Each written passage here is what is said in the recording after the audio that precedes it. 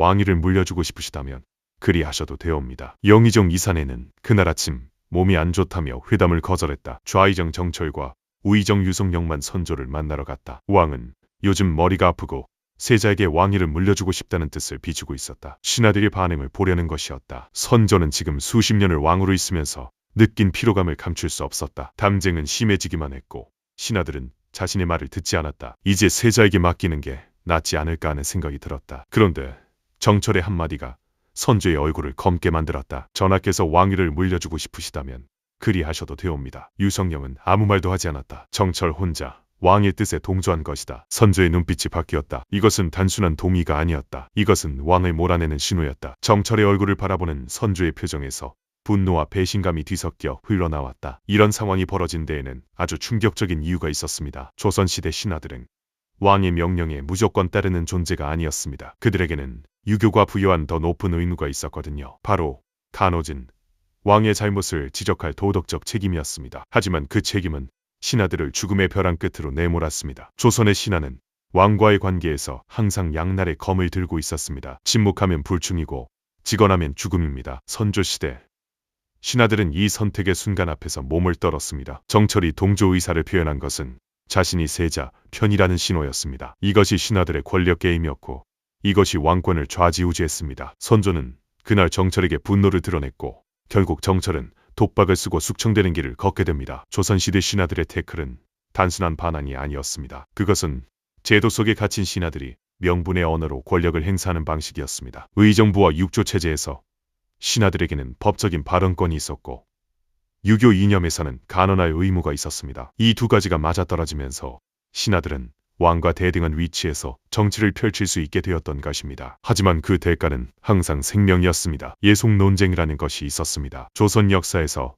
가장 황당하고 동시에 가장 심각했던 논쟁입니다. 겉으로는 상복을 입는 기간을 두고 벌어진 싸움이었지만 실제로는 왕권 자체를 놓고 벌어진 전쟁이었습니다. 현종시대 효종이 죽었습니다. 효종의 왕비가 따라 죽자 조대비, 즉 인조의 계비가 얼마나 오래 상복을 입어야 하는지를 두고 서인과 남인이 맞섰습니다. 서인들은 1년복을 입어야 한다고 주장했습니다. 이것은 효종을 서자로 취급하겠다는 뜻이었습니다. 남인들은 3년복을 입어야 한다고 반박했습니다. 이것은 효종을 왕으로 인정하겠다는 뜻이었습니다. 표면적으로는 예절 문제였지만 실제로는 효종의 정통성을 두고 벌어진 싸움이었습니다. 왕의 지위가 정당한가 하는 문제는 단순한 개인의 명예 문제가 아니었습니다. 그것은 왕권 전체의 흔들림으로 이어질 수 있는 위험한 주제였습니다. 현종은 이 논쟁을 지켜보고만 있었습니다. 건강이 좋지 않던 현종은 신하들의 싸움에 개입할 여력이 없었습니다. 결국 서인이 승리했습니다. 남인들은 유배를 갖고 서인들은 권력을 확보했습니다. 하지만 신하들이 왕의 승인 없이 국가 정책을 결정한 것입니다. 이것이 바로 신권이 왕권을 초월하는 순간이었습니다. 왕은 상징일 뿐 실제 권력은 신하들이 행사하는 상황이 벌어진 것입니다. 그로부터 15년 뒤 1674년 다시 한번 효종비의 상을 두고 같은 논쟁이 벌어집니다. 이번에는 남인들이 반격할 기회를 얻었습니다. 지난번 우리가 틀렸다. 이번에는 제대로 3년복을 입어야 한다고 주장했고 신하들은 또다시 그들끼리의 논쟁으로 국정을 좌우했습니다. 현종은 여전히 건강이 좋지 않았고 신하들의 결정을 따를 수밖에 없었습니다. 예속 논쟁의 결과는 단순했습니다. 신하들이 원하는 방향으로 나라가 움직였습니다. 왕이 아닌 신하들의 명분이 왕권을 제어했습니다. 이것이 조선시대 신권의 정점이었습니다. 상복을 입는다는 것이 이렇게까지 중요한 정치적 의제가 될 수 있었던 이유는 모든 것이 명분에 걸려 있었기 때문입니다. 명분이 정통성이었고 정통성이 왕권이었습니다. 신하들은 명분의 언어로 왕권을 꺾었던 것입니다. 조선의 신하들은 왜 이렇게까지 왕에게 대항할 수 있었을까요? 그 답은 유교 이념에 있습니다. 공자는 말했습니다. 윗사람이 도를 어기면 아랫사람은 공손하게 지적해야 한다. 이것이 바로 간언 정신이었습니다. 조선은 이 유교 정신을 국정 운영의 핵심 원칙으로 삼았습니다. 국왕도 완벽한 인간이 아니라면 신하가 왕의 잘못을 바로잡아야 한다는 뜻입니다. 이것은 단순한 관습이 아니었습니다. 이것은 국가의 법 위에 존재하는 도덕적 의무였습니다. 신하가 왕의 잘못을 지적하지 않으면 신하는 불충이 되는 것입니다. 조선 정부는 이 원칙을 제도화했습니다. 간원, 사관, 원관이라는 관직을 만들어서 신하들이 왕의 결정에 대해 말할 수 있는 통로를 만들었습니다. 상소문을 올릴 수 있었고 직언을 할 수 있었습니다. 심지어 왕이 내린 명령에 대해서도 신하들은 통촉하여 주시옵소서 라는 우회적인 표현으로 반대 의사를 전할 수 있었습니다. 하지만 이 제도는 양날의 칼이었습니다. 신하가 왕에게 직언하는 것은 도덕적으로는 의무였지만 현실적으로는 목숨이 왕래하는 위험한 행위였습니다. 왕이 화를 내면 신하는 사약을 마시거나 유배를 가야 했습니다. 연산군 시대에는 말이 잘못되었다는 이유로 신하들이 몰려 죽임을 당했습니다. 광해군 때도 마찬가지였습니다. 그래서 신하들은 전략을 짜왔습니다. 직접적인 반대 대신 우회적인 표현을 사용했습니다. 논리로 왕을 설득하고 명분으로 왕을 압박했습니다. 통촉하여 주시옵소서라는 한마디는 이 결정을 다시 한번 살펴보세요 라는 뜻이었지만 실제로는 당신의 결정이 도덕적으로 잘못되었습니다라는 직언이었습니다. 조선의 신하들은 이 제도 속에서 생존 전술을 개발했습니다. 강한 왕이 나타나면 조용히 침묵하고 약한 왕이 나타나면 신권을 드러냈습니다. 숙종처럼 강력한 왕이 나타나면 신하들도 고개를 숙였습니다. 하지만 현종처럼 건강이 좋지 않은 왕이 나타나면 신하들은 자신들의 권력을 행사했습니다. 유교 정신은 신하들의 칼이 되어 왕권을 깎아내렸던 것입니다. 현종이 왕위에 오른 것은 효종이 죽은 뒤였습니다. 현종은 즉위 직후부터 신하들의 집중 포화를 받았습니다. 그에게는 하나의 약점이 있었거든요. 바로 건강입니다. 현종은 눈병과 피부병으로 고생했습니다. 온양 온천을 자주 찾아갔을 정도였습니다. 조선왕 중에서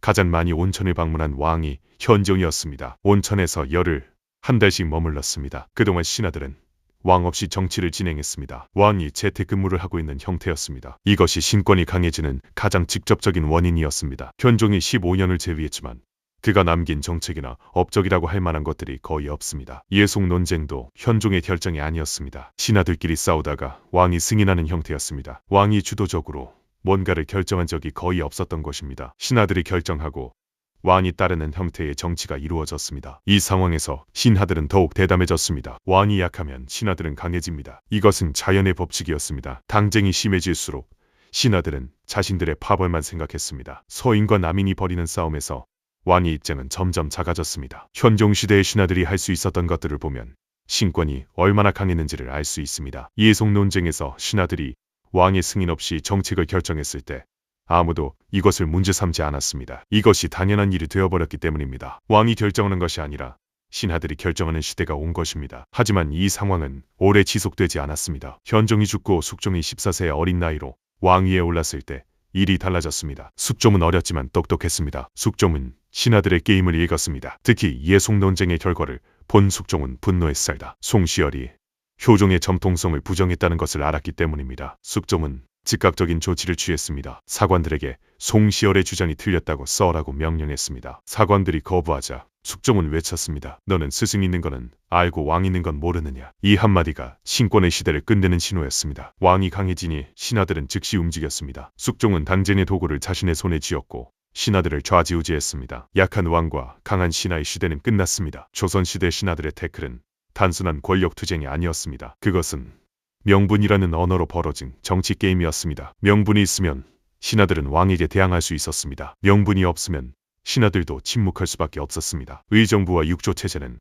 왕권 집중을 막기 위해 만들어졌습니다. 왕도 중요하지만 신하들의 합의도 필요하다는 유교적 이상을 담은 제도였습니다. 이 제도 속에서 신하들에게는 법적인 발언권이 생겼습니다. 법 위에 도덕이 있다는 유교 정신과 만나면서 신하들은 도덕적 명분으로 왕권에 대항할 수 있게 되었던 것입니다. 예속 논쟁에서 신하들이 이긴 이유는 신하들이 더 강했기 때문이 아니었습니다. 신하들이 제시한 명분이 더 설득력이 있었기 때문입니다. 효종의 정통성을 인정한다는 명분 앞에서 왕도 신하도 저항할 수 없었습니다. 이것은 국가의 정통성과 관련된 문제였기 때문입니다. 조선의 신하들은 이 명분의 힘을 충분히 알고 있었습니다. 그래서 그들은 통촉하여 주시옵소서라는 우회적인 표현을 사용했습니다. 직접 반대하는 것보다 다시 한번 살펴보세요 라고 말하는 것이 명분에 더 부합했기 때문입니다. 신하는 왕을 존경해야 하고 왕의 결정을 존중해야 한다는 명분 속에서 신하들은 교묘하게 자신들의 의견을 표현했습니다. 하지만 이 시스템은 완벽하지 않았습니다. 왕이 나타나면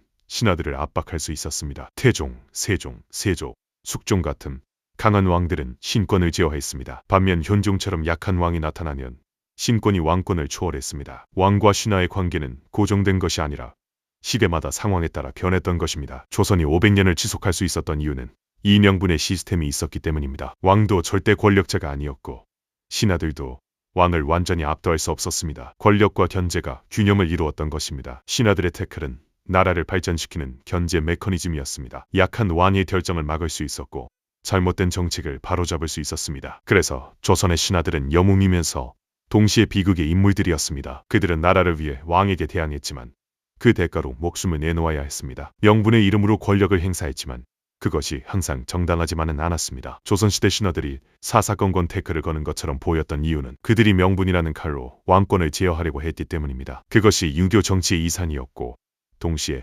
조선이라는 나라를 지탱한 기둥이었던 것입니다. 오늘 그날의 선택 한국사는 여기까지입니다. 구독과 좋아요, 알림 설정으로 응원 부탁드립니다.